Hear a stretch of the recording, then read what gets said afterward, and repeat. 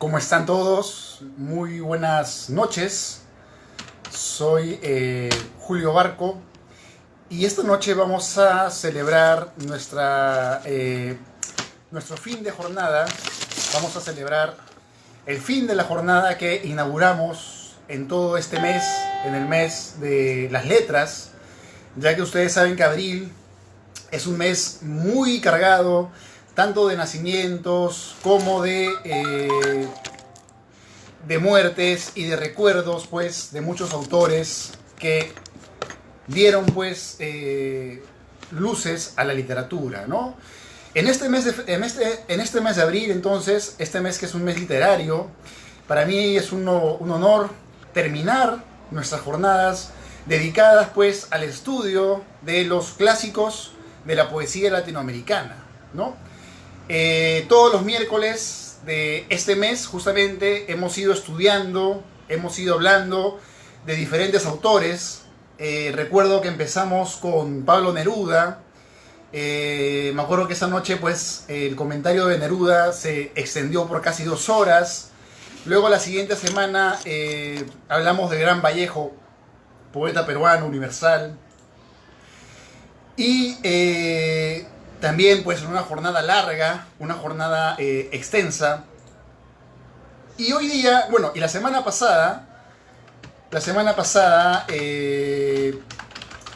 tuvimos una jornada, la tercera jornada dedicada al gran Jorge Luis Borges. Entonces, hemos pasado de Neruda, hemos pasado luego a Vallejo, luego hemos pasado a Borges. Y hoy día, amigos, este 28 de abril del 2021, vamos a terminar la jornada dedicándole una sesión entera, pues, a Oliverio Girondo. Y bueno, acá tengo toda su obra completa, la estuve leyendo hoy día para recordar algunos pasajes. Y antes de empezar, pues, contento, saludando a todos los que me oyen, no solamente en el Perú, sino en todas las regiones donde llegan mis conferencias. Y estimulado, porque de esta manera siento que puedo continuar un diálogo que ya tengo conmigo, pero un diálogo que es importante, ¿no? La literatura no solo debe quedar, pues, en leer y se acabó. La literatura debe también formar parte de una conversación, formar parte de polémicas, formar parte de una reflexión que nos lleve, pues, nos conduzca, pues, a conocer más sobre este fenómeno, este oficio, este destino, este trabajo. Dicho esto, amigos, voy a entrar entonces a la obra de este escritor argentino y vamos a celebrar entonces el final del ciclo de poetas clásicos en Latinoamérica. Primero quiero empezar, pues, hablándoles de la etapa en la cual se inserta la poesía de Girondo, ¿no? En el arte, como ustedes saben, en el arte, en la literatura, en la poesía, en la pintura, en fin, hay una necesidad, hay una sed de modernidad, ¿no? La ciencia se moderniza, el arte también se moderniza. Así como la ciencia avanza y ya tenemos teléfonos inalámbricos, la literatura también quiere ir a ese paso, quiere de alguna forma formar una literatura de vanguardia, ¿no? La palabra clave es la vanguardia, ya que Oliverio Girondo es un autor muy representativo de la etapa que es justamente la vanguardia, ¿no? Y la vanguardia es una etapa de experimentación. El poeta, el autor, el pintor vanguardista quiere rebelarse contra lo que ya está creado. Quiere ser un autor polémico con la propia normalidad, ¿no? Hay una normalidad contra la cual se ataca.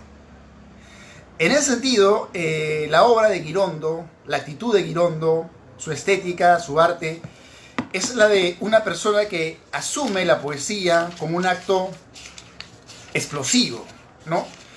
Si Borges era el poeta de las bibliotecas, el poeta que se siente parte del universo, abriendo los libros y viajando dentro de las diferentes interpretaciones que dan los autores, Girondo es su opuesto. Cuando pienso en Girondo, pienso en un autor, un poeta de esta época, la época de la modernidad, ¿no? A veces nos ponemos a pensar de qué manera afecta la modernidad al arte, y la afecta de muchas maneras, ¿no? La afecta Primero pienso en cómo el artista se siente él frente a su época, ¿no? Ya no estamos pues en una época en la cual el arte es una cuestión de gente encerrada, enclaustrada, sino pues entramos en una época donde todo se hace parte de la masa, todo se vuelve parte de un producto que se puede vender, un producto que se puede comercializar. Entonces ahí Girondo es participativo. Él no niega esa modernidad, al contrario, él asume esa actitud. Por eso es que en sus diferentes escritos vamos a encontrar, por ejemplo, pensamientos como este, ¿no? Esto que les voy a leer pertenece a la obra Membretes. Membretes es una obra muy interesante de, yo diría, aforismos, ¿no? Es decir, de pequeños pensamientos encapsulados. Y aquí Girondo nos dice algo muy interesante, ¿no? Que podría incluso atentar contra ese academicismo, contra esa forma, llamémosle, clásica con la cual miramos la literatura, ¿no? Girondo dice: un libro debe construirse como un reloj y venderse como un salchichón. Repito, un libro debe construirse como un reloj y venderse como un salchichón. Esta idea de la construcción del libro, obviamente, pues, si es como un reloj, hay una necesidad de hacerlo de manera detallada, ¿cierto? Pero la parte que me parece interesante abordar, justo con lo que les contaba de la modernidad, es la idea de venderse como un salchichón. Esta idea de venderse, esta idea de comercializar el arte, esta idea de comercializar la poesía, es una idea nueva de que autores como Girondo ya van a empezar a reflexionar. ¿Qué quiere decir, o qué supone, qué quiere decir por una parte y qué supone por otra el vender la poesía como un salchichón? Es decir, ¿cómo se vende la salchicha? ¿Cómo se vende las hamburguesas? Se venden de manera masiva, se venden de manera muy comercial y para todos. Entonces, en Girondo hay una actitud, como les digo, moderna, ¿no?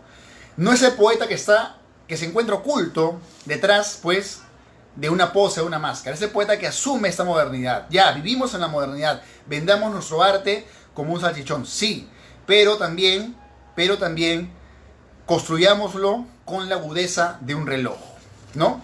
Esta parte me parece interesante, ¿no? Bueno, si seguimos leyendo esta parte reflexiva, ya que Girondo, como muchos poetas modernos, es un poeta que no solamente hace una poesía crítica y rebelde, sino hace pensamiento literario. Yo llamo pensamiento literario al discurso que nace de la estética. Todos los escritores son filósofos a su manera, pero no hacen filosofía, sino hacen arte. Y en ese sentido, ese pensamiento, ese discurso artístico es la creación de una estética personal. Valdelomar tiene su propia estética, Vallejo tiene su propia estética, Neruda tiene su propia estética y Girondo tiene su propia estética. Por ejemplo, acá dice: segura de saber dónde se hospeda la poesía, existe siempre una multitud impaciente y apresurada que corre en su busca, pero al llegar donde se le han dicho que se aloja y preguntar por ella, invariablemente se le contesta: se ha mudado. Muy interesante, ¿no? Y por ejemplo acá dice otra cosa también importante, ¿no? Dice: ambicionamos no plagiarnos ni a nosotros mismos, a ser siempre distintos, a renovarnos en cada poema. Pero a medida que se acumulan y forman nuestra escueta y frondosa producción, debemos reconocer que a lo largo de nuestra existencia hemos escrito un solo y único poema. Entonces vemos que en este libro en especial, Membretes, es un libro pequeño donde vamos a encontrar toda esa disertación, toda esa reflexión que Girondo, como artista de la modernidad, como artista de una época que ya no es una época que respeta el arte incluso, ¿no? El arte ya pasa a ser un objeto más que encontramos en el mercado, que encontramos en la gran diversidad, como decía Walter Benjamin, este pensador. Walter Benjamin hablaba del arte en la época de producción, ¿no? Cómo el arte en la época de producción se vuelve, obviamente, parte de ese proceso y termina siendo un producto más. Entonces, la mente lúcida de Girondo nos da estas ideas, ¿no? Entonces, Girondo es por un lado, es un genio en pensar el arte, pero por otro lado es muy lúdico. Y esta palabra es una palabra que hay que asociar mucho con Girondo. Cuando pensamos en Girondo, pensemos en que es un poeta lúcido, pero también un poeta lúdico, es decir, que le encanta jugar. No se vende como un solemne, no busca de alguna forma hablar del arte en mayúsculas, sino busca el juego. Y el juego, ustedes saben, ya lo decía Heidegger, el juego es un acto sagrado, ¿no? El hombre, el humano juega de adulto cuando hace poesía, cuando hace arte, pero el juego también es un acto que debemos guardarle respeto, porque al jugar respetamos reglas, al jugar nos interiorizamos al juego. En ese juego de Girondo vamos a encontrar, por ejemplo, ese tipo de pensamientos, ¿no? Dice, entre otras, la más irreductible disidencia ortográfica, ¿no? Ellos padecen todavía la superposición de las mayúsculas. Nosotros, hace tiempo que escribimos cultura, arte, ciencia, moral y, sobre todo y ante todo, poesía. O sea, Girondo nos está diciendo que ya en su época, hablamos del siglo pasado, ya el arte ya no era un acto solemne, ¿no? Si Girondo compara el arte con las salchichas y con venderlo como si fueran salchichas, nos habla de una persona que tiene una actitud más frontal con la literatura. No es una persona conservadora o que busca lo sagrado, sino busca lo moderno. Y yo creo, amigos, que esa actitud moderna de Girondo se va a encontrar muy bien reflejada en el que para mí es uno de sus mejores textos. De hecho, si van a leer a Girondo, tienen que leer sí o sí el libro Espantapájaros. Espantapájaros, que lo escribe en 1932, es uno de los libros que sin duda representa más lo que vengo contándoles, ¿no? Esta actitud lúdica, esta actitud lúcida, esta actitud de ser un iconoclasta. Espantapájaros, personalmente, es un libro que yo leí muy joven y lo leí y lo terminé de leer y lo volví a leer porque la sensación que me dejó este poemario fue muy, muy fuerte. Es un libro que te impacta por la forma en la cual está escrita, por la lucidez del libro y por la belleza. Es un libro muy bello que tiene poemas muy interesantes, ¿no? Y quiero empezar leyéndoles quizá el poema más frontal de este libro, ¿no? Y dice lo siguiente. Acá encontramos este famoso poema que dice lo siguiente, ¿no? Dice,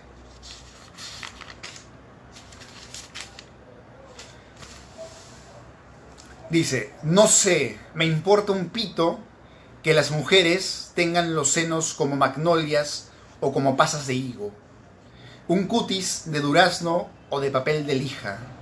Le doy una importancia igual a cero al hecho de que amanezcan con un aliento afrodisíaco o con un aliento insecticida. Soy perfectamente capaz de soportarles una nariz que sacaría el primer premio en una exposición de zanahorias. Pero eso sí, y en esto soy irreductible, no les perdono bajo ningún pretexto que no sepan volar. Si no saben volar, pierden el tiempo las que pretenden seducirme. Miren ustedes esta forma tan directa de Girondo de escribir un poema romántico, sí, pero que nos está invitando también, ¿no?, a una diferenciación. Solamente Girondo nos dice que no puede perdonar el hecho de que la mujer, o su pareja en este caso, no pueda volar. Y luego dice, esta fue y no otra la razón de que me enamorase tan locamente de María Luisa. ¿Qué me importaban sus labios por entregas y sus encelos sulfurosos? ¿Qué me importaban sus extremidades de palmípedo y sus miradas de pronóstico reservado? María Luisa era una verdadera pluma. Desde el amanecer volaba del dormitorio a la cocina, volaba del comedor a la despensa. Volando me preparaba el baño, la camisa, volando realizaba sus compras, sus quehaceres. Con qué impaciencia yo esperaba que volviese, volando de algún paseo por los alrededores. Allí lejos, perdido entre las nubes, un puntito rosado. María Luisa, y los pocos segundos ya me abrazaba con sus piernas de pluma para llevarme volando a cualquier parte. Durante kilómetros de silencio planeábamos una caricia que nos aproximaba al paraíso. Durante horas enteras nos anidábamos en una nube como dos ángeles y de repente en tirabuzón, en hoja muerta, el aterrizaje forzoso de un espasmo. ¿Cómo interpretamos el acto de volar? Ese acto de volar que está acá muy presente, que es el único requisito que exige Girondo a una pareja, que vuele, dice. Es decir, pienso, reflexiono en voz alta, la capacidad de volar es la capacidad de imaginar, ¿no? La capacidad de soñar, la capacidad de no ser solamente máquinas, ¿no? No se olviden esa frase de Orwell que dice, lo importante no es seguir vivos, sino seguir siendo humanos. Y el humano, dentro de todas sus malezas, dentro de todo su lado malicioso que tiene un lado importante, ¿no? Que es el lado de la imaginación, que es un lado muy importante que le permite pues salirse de un rato de la mediocridad en la cual vive, salirse de el alimento que bebe y escapar. El arte nos invita a esa rebeldía, leyendo, escribiendo, soñando, pensando, haciendo filosofía, pintando un cuadro. Rechazamos la realidad y creamos una realidad nueva. Somos disidentes. Y esa disidencia es el propio acto de volar, ¿no? El propio acto de volar es ese acto de soñar, que es el único acto que exige Girondo a una pareja, ¿no? Dice, después de conocer a una mujer etérea, que puede brindarnos alguna clase de atractivos, una mujer terrestre, ¿verdad que no hay una diferencia sustancial entre vivir... Un segundo.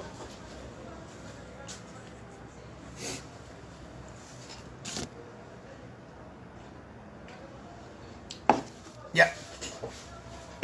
Bueno, como les decía, entonces esa capacidad de volar es lo que Girondo busca en una pareja. Y luego dice, después de conocer una mujer etérea, puede brindarnos alguna clase de atractivos una mujer terrestre. ¿Verdad que no hay una diferencia sustancial entre vivir con una vaca o con una mujer que tenga las nalgas a 70 u 80 centímetros del suelo? Yo, por lo menos, soy incapaz de comprender la seducción de una mujer pedestre y por más empeño que ponga en concebirlo, no me es posible ni tan siquiera imaginar que pueda hacerse el amor más que volando. Bueno, esta última imagen a mí me recuerda, no sé si ustedes han visto estos cuadros de Chagall. Chagall es un pintor que tenía la característica de dibujar gente volando, ¿no? Esta forma, pues, de desprenderse de lo terrestre, ¿no? Estamos viviendo siempre con la misma dieta, ¿no? La dieta de las noticias, la dieta de la familia, la dieta de la rutina, y eso es lo único que tomamos todos los días. Pero el arte nos invita, pues, a salirnos un rato de esa máscara de la realidad y a volar, y es la exigencia que nos da Girondo. Pero no solamente se acaba en un acto de volar, amigos. También en este poema Girondo hace un poema muy interesante que cuando ustedes lo van a buscar, está en internet gratis, lo pueden buscar. Es el primer poema, que es un poema que tiene la forma de un sapo. Ustedes saben que la poesía con forma es una poesía que pertenece al vanguardismo, que pertenece a los famosos caligramas, ¿no? El inventor de los caligramas es un francés, Guillermo Apollinaire. Él tiene un libro llamado Caligramas, donde él experimenta una poesía que va de la mano con la forma, ¿no? Si hay un árbol, hago un poema con forma de árbol. Si hay un sol, hago un poema con un círculo y con sus rayitos. Si hay una ola, hago un poema que fuera cada uno como si fuera una especie de ola, ¿no? Entonces, un segundo. Entonces, vamos a ver, pues, que hay diferentes tipos de formas de armar estos poemas, estos caligramas. Y dentro de los más interesantes, bueno, que dio la vanguardia, el de Girondo es muy interesante y se los voy a leer para todos ustedes. Y atención, porque este poema además funciona como una especie de manifiesto de su generación, ¿no? Girondo nos habla no solamente de él, sino de su generación. Y dice, yo no sé nada, tú no sabes nada, usted no sabe nada, él no sabe nada, ellos no saben nada, ellas no saben nada, ustedes no saben nada. Nosotros no sabemos nada. La desorientación de mi generación tiene su explicación en la dirección de nuestra educación, cuya idealización de la acción era, sin discusión, una mistificación en contradicción con nuestra propensión a la meditación, a la contemplación y a la masturbación. Miren ustedes cómo Girondo hace una sublime reflexión sobre su generación, donde dice que tenían tendencia a la mistificación, a la contradicción, a la contemplación y al onanismo, ¿no? A la masturbación. Y luego dice, cultural, lo que más culturalmente que se pueda, creo que en lo que creo, creo que creo en lo que creo que no creo, y creo que no creo en lo que creo, ¿no?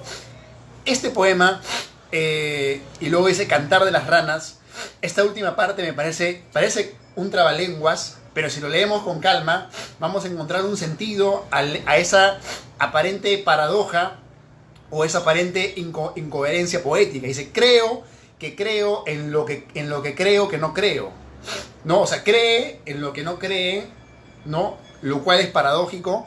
Y luego dice, creo que no creo en lo que creo que creo.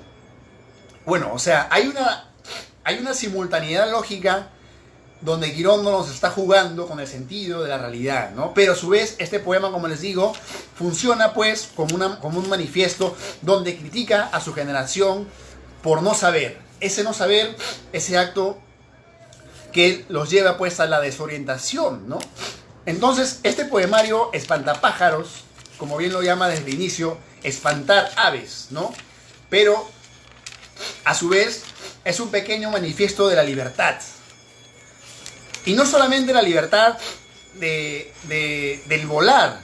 También, por ejemplo, encontramos pues la libertad de la propia mente o del propio yo. Cuando pensamos en la poesía, a veces pensamos que hay solamente un yo nada más, ¿no? Que solamente se puede escribir desde una sola manera. Pero los poetas, ya lo saben ustedes, a partir de Arthur Rimbaud o Rimbaud, este poeta francés nos dice, el yo es otro. El yo es otro. Y cuando nos da esta declaración, nos da la partida de nacimiento de la modernidad poética. O sea, tú puedes ser cualquier fuerza, cualquier energía cuando escribes. O sea, rompe con tu identidad, ¿no? Tú puedes ser uno y puedes ser miles. Esa idea, que se encuentra muy presente en la poesía moderna, la vamos a encontrar también en un poema de Espantapájaros, que justamente se llama Yo no tengo una personalidad. Yo no tengo una personalidad, ¿no? Y dice lo siguiente, ¿no? Y acá estoy con algo de gripe, así que voy a leerles igual el poema, pero dice lo siguiente, ¿no? Y atentos porque este poema es muy, muy bueno. Dice, yo no tengo una personalidad, yo soy un cóctel, un conglomerado, una manifestación de personalidades. En mí, la personalidad es una especie de forunculosis anímica en estado crónico de erupción. No pasa media hora sin que me nazca una nueva personalidad. Desde que estoy conmigo mismo, está en la aglomeración de las que me rodea, que mi casa parece el consultorio de una quiromántica de moda, ¿no? O sea, nos está hablando de cómo dentro de nuestra propia mente somos muchos, somos seres hasta contradictorios. Y esa contradicción, que es muy propia de la modernidad, ese no saber qué somos, esa identidad perdida, ¿no? Porque como muchos filósofos manifiestan, el hombre no nace de una sola forma, ¿no? Se construye.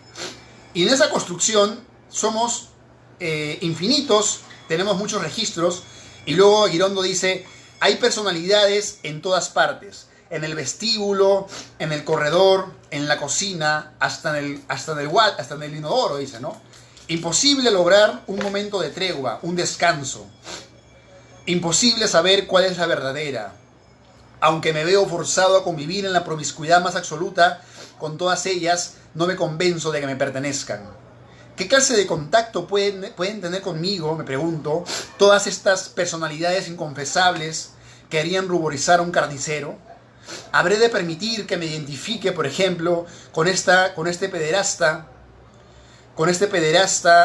marchito que no tuvo ni el coraje de realizarse, o con este queretinoide cuya sonrisa es capaz de congelar una locomotora? Bueno, el poema es un poema en prosa largo, ya lo leerán ustedes con más calma, pero nos habla de ese cóctel que somos por dentro, ¿no? El ser humano es un universo de posibilidades, ¿no? Así como ahora somos lo que somos, cuando leemos un libro, cuando actuamos, cuando hacemos teatro o cuando hacemos poesía, podemos tener esa capacidad transformista. Pero esa capacidad no solamente queda en ese poema, porque por acá hay otro poema muy interesante donde también se habla justamente de ese poder, ¿no? Y vamos a leerlo por acá.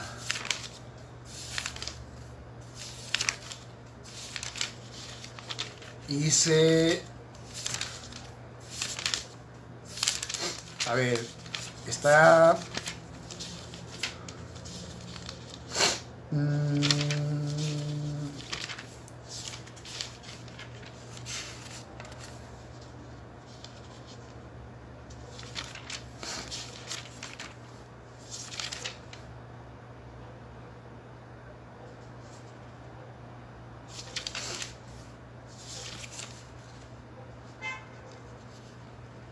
Ese acto transformista, ese acto de sentirse uno y además sentirse la totalidad por el cual uno poetiza, la vamos a encontrar, por ejemplo, en muchos poemas, ¿no?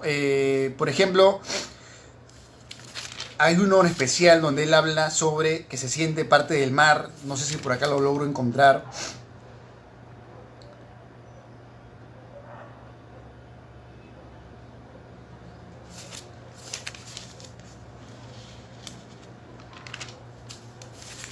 Bueno, vamos a ver, este poema también me parece muy importante, ¿no? Entonces, ese deseo de evaporar las barreras de lo que somos, lleva a Girondo incluso a escribir poemas de pasión, como ya leímos, de erotismo, pero el erotismo en Girondo no es el erotismo típico de los románticos, es un erotismo descarnado, un erotismo muy sexual, ¿no? Y por ejemplo, vamos a leer acá este poema que dice lo siguiente, ¿no? Se miran, se presienten, se desean, se acarician, se besan, se desnudan, se respiran, se acuestan, se olfatean, se penetran, se chupan, se demudan, se adormecen, despiertan, se iluminan, se codician, se palpan, se fascinan, se mastican, se degustan, se babean, se confunden, se acoplan, se disgregan, se aletargan, fallecen, se reintegran, se distienden, se enarcan, se menean, se retuercen, se estiran, se caldean. Miren ustedes todo lo que Girondo asocia al acto sexual, ¿no? Y luego dice, se retuercen, se estiran, se caldean, se estrangulan, se aprietan, se estremecen, se tantean, se juntan, desfallecen, se repelen, se enervan, se apetecen, se tantean, se juntan, desfallecen. Y además qué hermoso el detalle de que todos sean escritos de manera rimada, ¿no? Si vemos todos los verbos finales, terminan en desean, desnudan, olfatean, o sea, terminan en an, y siguen con ello, ¿no? Y luego dicen se acometen, se entrelazan, se entrechocan, se agazapan, se apresan, se dislocan, se perforan, se incrustan, se acribillan, se remachan, se injertan, se atornillan, se desmayan, reviven, resplandecen, se contemplan, se inflaman, se enloquecen, se derriten, se sueldan, se calcinan, se desgarran, se muerden, se asesinan resucitan, se buscan, se refriegan, se rehuyen, se evaden y se entregan. Este poema es un canto, es una oda a la acrobacia de los cuerpos que al juntarse generan pues una unidad, generan pues una sola forma, ¿no? Y lo hermoso de este poema es que Girondo solamente apela al verbo, ¿no? Todos son verbos, miran, acarician, respiran, penetran, y con esos verbos arma una ola creativa de sonidos que además tienen una rima muy bien lograda, ¿no? Entonces, bueno, este poema Espantapájaros es uno de los poemas que más admiro y celebro de este poeta tan recordado por todos, que es Girondo. Pero antes de pasar al siguiente libro, les voy a leer dos poemas más y voy a conversarles de estos dos poemas que me parecen importantes. Y es el poema, por ejemplo, bueno, entre paréntesis, los que de repente vieron, hay una película que se llama El lado oscuro del corazón, ¿no? De repente uno de ahí por ahí de ustedes lo vio. Esta película, El lado oscuro del corazón, una película argentina, tiene muchos poemas de Girondo, ¿no? Y también me parece de Mario Benedetti, la historia de un poeta que se enamora de una mujer y bueno, pasan muchas escenas. Y este poema lo leen también en esa película. Es un poema clásico, de repente, que ustedes ya escucharon de Girondo. Y dice lo siguiente, ¿no? Este poema de Girondo, que me parece uno de los más logrados. Y dice, llorar, llorar a lágrima viva, llorar a chorros, llorar la digestión, llorar en sueño, llorar ante las puertas y los puertos, llorar de amabilidad y de amarillo, abrir las canillas y las compuertas del llanto, empaparnos el alma, la camiseta, inundar las veredas y los paseos y salvarnos a nado de nuestro llanto. Miren ustedes las imágenes que ponen, ¿no? Esas imágenes hermosas de inundar toda una calle de llanto, una imagen que podría ser una película o en la mente de un surrealista, ¿no? Los surrealistas no buscaban lo lógico, buscaban siempre explicar el mundo desde los sueños, desde la imaginación. Y luego dice, asistir a los cursos de antropología llorando, festejar los cumpleaños familiares llorando, atravesar el África llorando, llorar como un cacuy, como un cocodrilo, si es verdad que los cacuyes y los cocodrilos no dejan nunca de llorar. Llorarlo todo, pero llorarlo bien. Llorarlo con la nariz, con las rodillas. Llorarlo por el ombligo, por la boca. Llorar de amor, de hastío, de alegría. Miren ustedes esta hermosa forma de llorar. Es decir, llorar de amor, de hastío. ¿Qué es el hastío? Ya les hablaba el otro día de Baudelaire. Y el hastío es ese aburrimiento insoportable que genera la modernidad, ¿no? Y luego es de alegría. Llorar de frac, de flato, de flacura. Llorar improvisando, de memoria. Llorar todo el insomnio y todo el día. Bueno, estos poemas que vengo leyéndoles, ya saben ustedes que pertenecen a este gran libro que es Espantapájaros, que si todavía no han leído, les recomiendo leer porque en realidad es un deleite al paladar mental, es un deleite tanto musical como también semántico, de imágenes cargadas de frescura, como ustedes pueden ver. Girondo dice con insolencia, ¿no? ¿Qué insolente puede ser el artista con el orgullo con el cual habla, ¿no? El artista incomoda con su propia forma de ser a veces. Y Girondo, que sabía mucho de esto, como saben ustedes que vengo contándoles, no ignoraba pues esa faceta, ¿no? Ahora, en Girondo hay una anécdota que no les he contado todavía, y es que Girondo era en una época muy cercano a toda la tertulia argentina, ¿no? En Argentina, pues, en la época de Girondo, en 1920, por ahí, entre 1920 y 25, había muchas tertulias, entre las más famosas, la de Borges, como la semana pasada hablábamos de Borges. Borges era un escritor en esa época ultraísta, ¿no? Era la época donde Borges vivía una época de bohemia. Imagínense Borges, que lo vemos siempre en fotos, anciano y meditabundo, Borges de joven en plena bohemia, ¿no? Y Borges era muy enamoradizo, pero para su mala suerte, pues como le pasa a muchos escritores, no le hacían mucho caso, ¿no? Se fijaban en Borges porque lo admiraban por lo que Borges sabía, que era muy genio, muy inteligente, talentoso, pero a la hora de la hora no le hacían caso. Pero Girondo, que era la otra cara de la moneda, si Borges era el intelectual, Girondo era el vital, ¿no? Girondo era el polémico, el deportista, ¿no? Entre Borges y Girondo, que además eran enemigos, va a surgir una rivalidad a causa de la famosa Nora Lange, ¿no? Nora era una fotógrafa, también escribía cuentos, poesía, y Borges primero la va a conocer, se enamora de ella. Un dato curioso es que la hermana de Borges también se llama Nora, así que Borges se sentía doblemente atraída, porque ustedes saben que Borges de niño, la única persona cercana era su hermana, ¿no? Luego su hermana se casa con otro ensayista, ¿no? Y literato, que era amigo de Borges. Bueno, eso es otra historia. Pero resulta que al final esta señorita, esta escritora, se queda con Girondo, ¿no?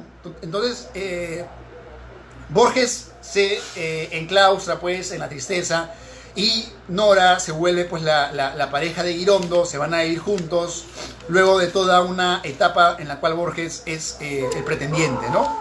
Y bueno, Girondo le dedica el poema, un libro llamado Interlunio, a ella, a su amor Nora Lange, ¿no? Y bueno, de este largo texto les voy a leer una parte nada más, y dice, vamos a leer una pequeña parte, y bueno, sí, dice, aunque por lo común permanecía horas enteras en silencio, a veces lográbamos que relatara algún episodio de su vida, que recitase poemas de Cuvier o de Mallarmé. Nunca era más temible su cercanía, esa entre la incesante humareda del cigarrillo. Su voz, llena de hollín, resonaba como si fuese emitida por una chimenea, y mientras su inmovilidad adquiría la borrosa impavidez del retrato de alguien que ya nadie recuerda, su dentadura postiza se obstinaba en inventar las sonrisas menos oportunas. Bueno, este texto Interlunio se lo dedica a Nora.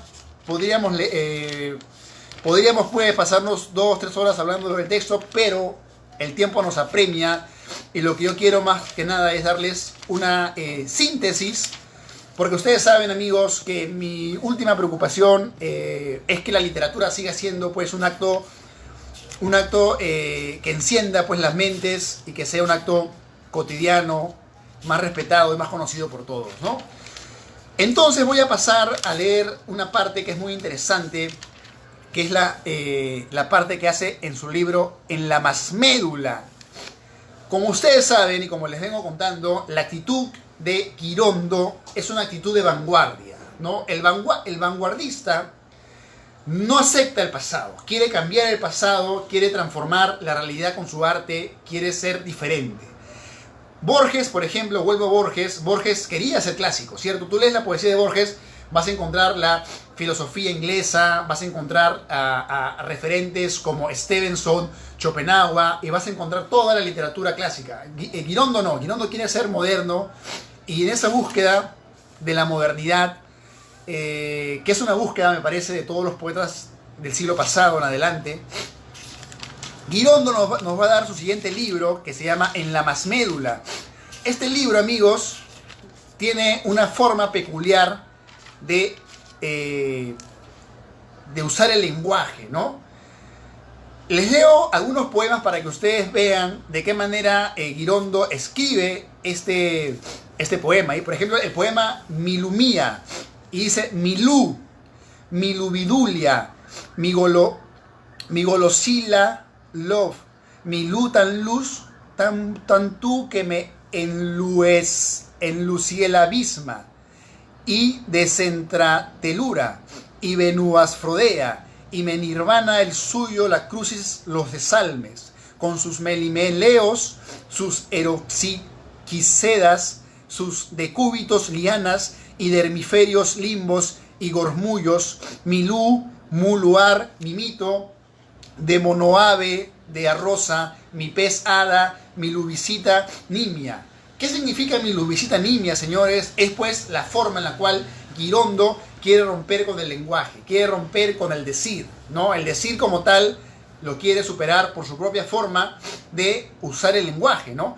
Que es un acto que ya otros poetas, pienso por ejemplo en Vallejo con Trilce también sigue esta senda de romper la forma lógica de usar el lenguaje, ¿no? Y luego sigue el poema Más Lampo, Mi Pulpa, Lu, de Vértigo, de Galaxia, de Semen, de Misterio, Mi Luvela, Luzola, Mi Total, Lu, Plebida, Mi Toda Lu, Lumía.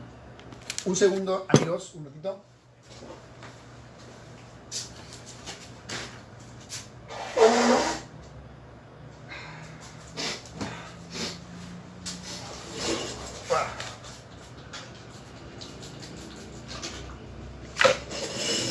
Entonces, como les vengo contando, esta actitud que tiene Girondo en la Masmédula me recuerda mucho, como ya les vengo diciendo, el libro Trilce de Vallejo, que léanlo no solamente una vez, hay que leerlo 5 veces por lo menos. ¿Por qué, Julio? ¿Por qué? Porque la poesía no es siempre fácil, ¿no? Hay que romper el miedo a lo difícil. Leamos difícil para que luego sea fácil lo difícil y podamos leer lo que nos dé la gana. Entonces, esos autores, Girondo, Vallejo, Góngora, de Hölderlin, qué sé yo, Baudelaire y tantos otros poetas, quieren que el lector, quieren que nosotros dejemos de pensar de una manera pasiva la intelectualidad y nos esforcemos por degustar frutos más altos, ¿no? No siempre vamos a leer la poesía más simple, la poesía de Benedetti, de Ángel Huesa, la poesía romanticona de todo el tiempo. Hay que leer y hay que superar nuestra forma de entender el propio lenguaje poético y incrementar simultáneamente nuestra capacidad cognitiva. Entonces, Girondo, señores, amigos, nos obliga a leer de una forma diferente el lenguaje de la poesía. Por ejemplo, este poema, ¿no? Que se llama Yo Yeo, dice, ¿no? Dice, vos, tata combo soy yo, di, no en oyes, tata conco, soy yo sin voz. Y en esta parte es un juego, ¿no? Porque dice, soy yo sin voz, con S, que es la forma típica de decir en Argentina tú, y además sin voz con Z, ¿no? Que es la forma en la cual usamos la palabra voz. Y luego dice, aquí yo yando, con mi yo solo, solo que yo ya, y yo ya, y yo ya. Entre mis sub-yoyitos tan nimios, micropsíquicos, lo sé, y tanto, desde el yo mero, mínimo al verme yo harto en todo. Junto a mis ya muertos y revivos yoes, siempre, yoyando y yo yoyando. Esa palabra, yoyando, que Girondo la pone, yoyando la pone Y-O-L-L-A-N-D-O, o sea, llorando, pero con el yo de uno, ¿no? Y crea una nueva palabra, crea un neologismo. Neo, nuevo, logismo, una nueva forma de sentir. Es decir, la poesía en Girondo, como les digo, es un juego constante. El juego de crear nuevas formas de traducir las sensibilidades y nuevas formas de expresarlas estética y poéticamente. Bueno, ya ustedes entrarán más al libro en la Masmédula y, como les recomiendo, el libro Espantapájaros. Y quiero terminar este breve homenaje a Girondo. En la mañana estaba leyendo sus ensayos, que son muy geniales, y leí justamente un ensayo de Girondo donde hablaba sobre la guerra en Europa, ¿no? Y que me parece, miren ustedes, por ejemplo, acá hay imágenes de Girondo, de las portadas. Ese es el poema que leí en forma de sapo, que están en Espantapájaros. Bueno, acá hay otro tipo de bueno, es toda la parte, ¿no? ¿no? Este libro, consíganse, esta editorial es muy buena. Todos los que están interesados en saber de literatura, les recomiendo esta editorial, porque son obras completas, como leen acá, toda la poesía completa, y viene con estudios. y viene con ensayos muy geniales que van a darle más idea a lo que están aprendiendo y estudiando, ¿no? La idea es superarnos, amigos. La idea es no quedarnos solamente en que la poesía es bonita o la poesía es fea. Hay que tener una idea profunda, porque en la poesía y en el arte, hablamos de todo. Yo acá te leo Girondo, pero te estoy hablando de qué, del erotismo, te estoy hablando de la libertad, te estoy hablando de la lingüística, te estoy hablando de la ciencia, te estoy hablando del arte, de la sociología. Es decir, el arte y la poesía es la reunión en una sola mesa de todos los frutos. Y por ende, para ser escritores y para escribir y para ser lectores, hay que leer todo y hay que formarnos con todo lo que se pueda, ¿no? Entonces, en ese sentido, Girondo tiene también textos muy interesantes donde él opina sobre la barbarie, porque él llama bárbaros a los europeos, ¿no? ¿Cómo es posible que en Europa, siendo el país, el continente que supuestamente debe dar el ejemplo de cultura, en el siglo pasado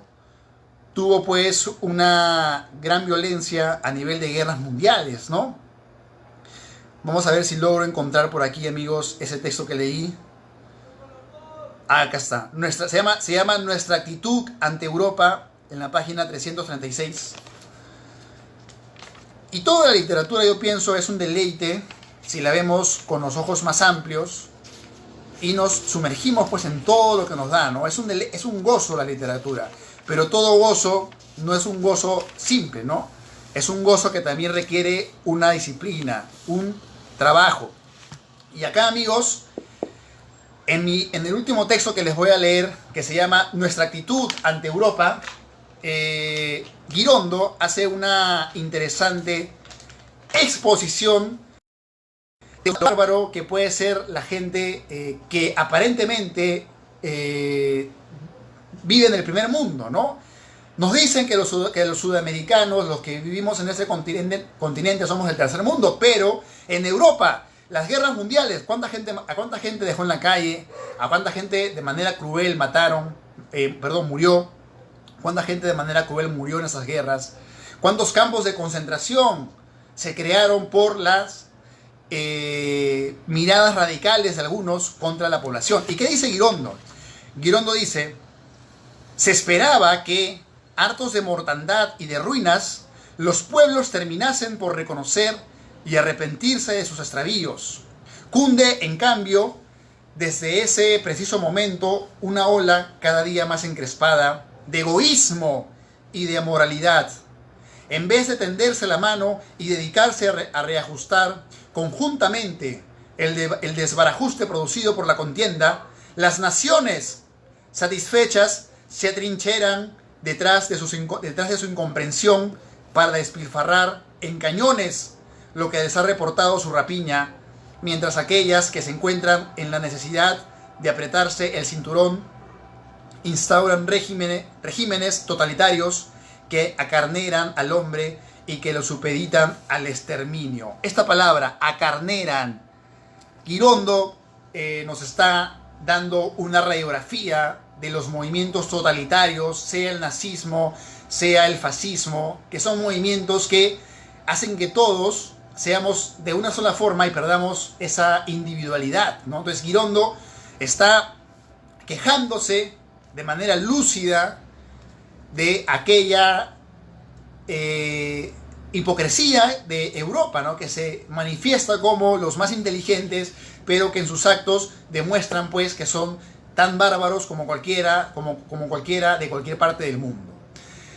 Muy bien, amigos, entonces terminaba pues con esta parte que me pareció muy interesante para que ustedes vean, como les vengo contando, que Girondo es, por una parte, un pensador, hace aforismos, hace poesía en métrica, hace poesía en verso libre, hace poesía cambiando las palabras, hace poesía en poema, en prosa. O sea, un poeta total, un poeta experimental, un poeta que no se cierra a una sola manera de escribir poesía, que se encuentra en perpetua convulsión artística. Es como un volcán que se encuentra pues creando y manifestándose, ¿no?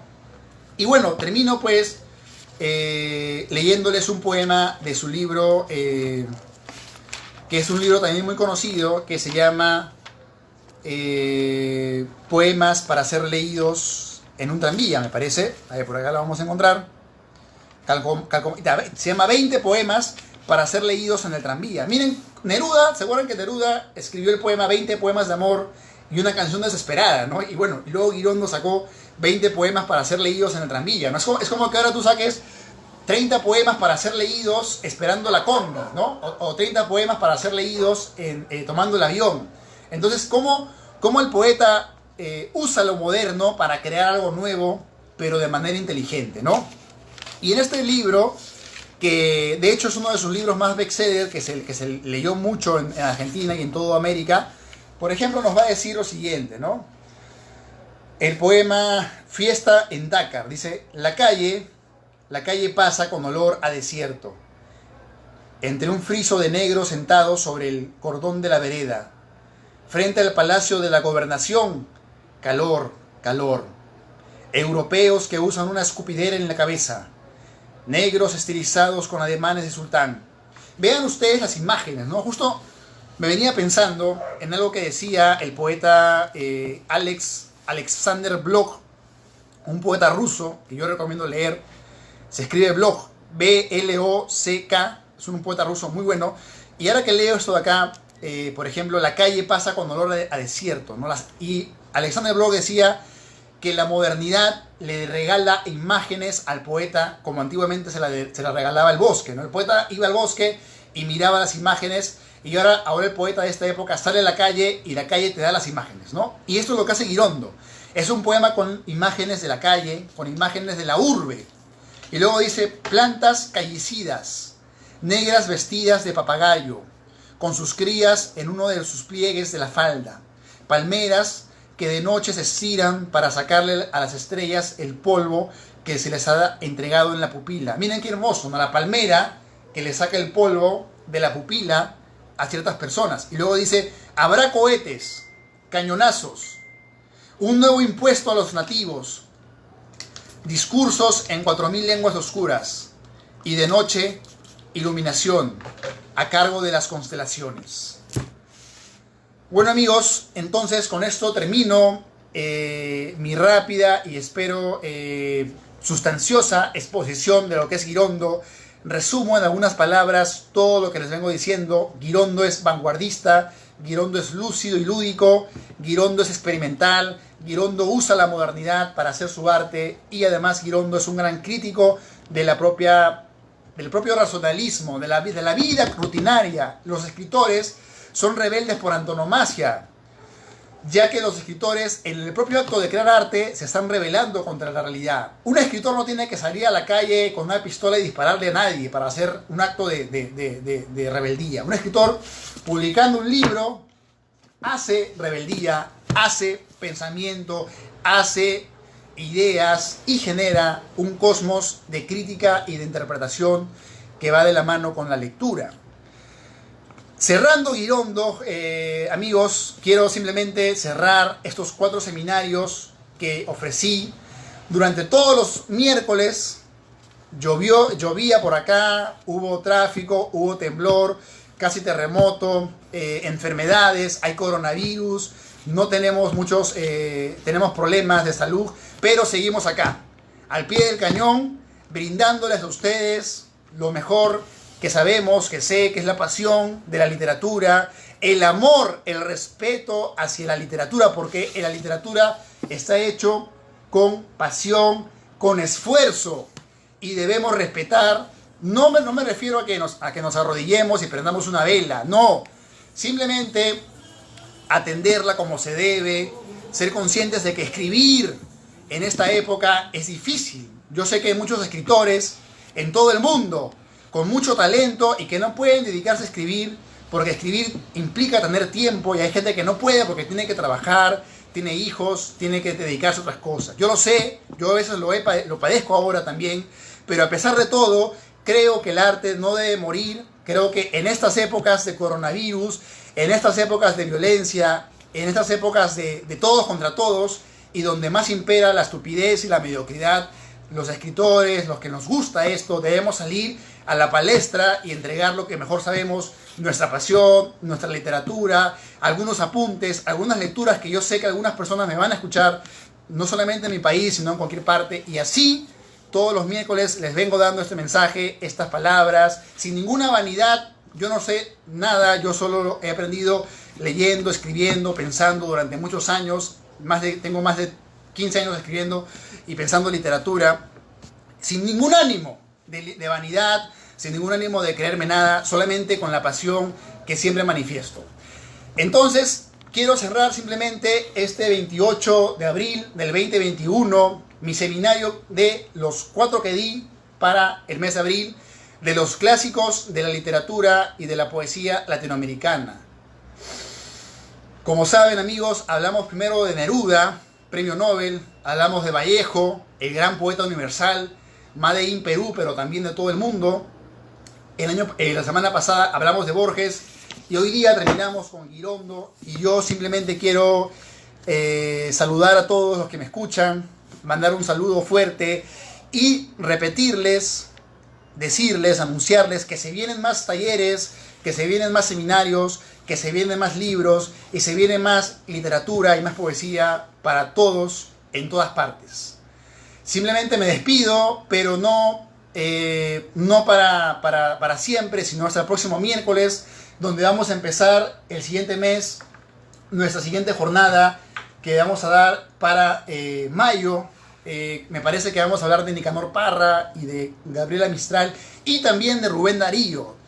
Como ya saben, amigos, los días miércoles todas mis conferencias son gratuitas y los días martes y jueves doy conferencias privadas por si también quieren escucharlas ya para un círculo más selecto, ¿no? Pagando un dinero, hay grupos con los cuales también brindo estas conferencias y pues simplemente me queda despedirme contento porque al empezar el mes parecía imposible acabar todos estos seminarios, pero lo terminamos, lo logramos. Soy Julio Barco, transmitiendo desde Lima, Perú, mi ciudad, para todo el mundo, para todos sus corazones y sin apagar ese fuego que arde, que es el fuego de la literatura y que es el fuego que de repente a veces no nos alimenta como queremos, pero sí nos alimenta las ilusiones, que es lo más importante, y nos mantiene vivos, pensando, no siendo máquinas y no siendo solamente seres que aceptan, sino también que crean y que critican.